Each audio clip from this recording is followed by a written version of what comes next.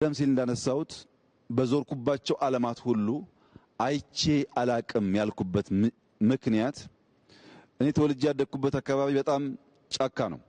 ቡና አለ፣ ደን አለ። ጫካ ለኔ ብርቅ አይደለም፣ ያድጌበታለሁ።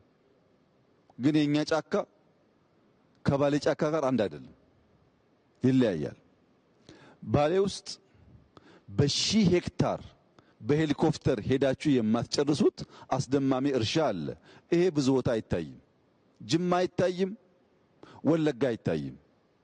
እርሻዎች አሉ፣ ግን በሄሊኮፕተር ለረጅም ሰዓት ተጉዘህ የምታየው ወጥ እርሻ አይታይም። በምግብ ራስ ለመቻል የሚያስችል ብቃት አለ ማለት ነው።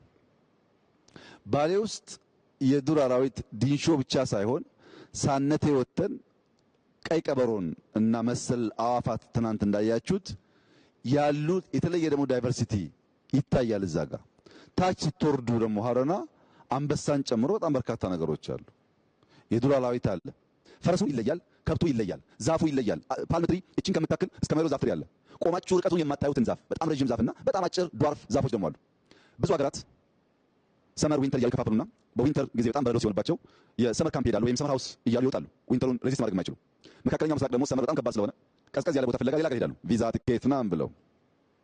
አሁን ባሌ ሀገር ቢሆን የት ይሄዳል? በ20 ደቂቃ ጉዞ ቅዝቃዜ አለ፣ በ20 ደቂቃ ጉዞ ሙቀት አለ፣ በ20 ደቂቃ ጉዞ ጫካ አለ፣ በ20 ደቂቃ ጉዞ የሚያስደንቁ መስኮች እርሻዎች አሉ። እዚሁ ብቻ በተለያየ ሲዝን ሊኖርበት የሚያስችል ነገር ፈጥሮ መኖር ይችላሉ ማለት ነው።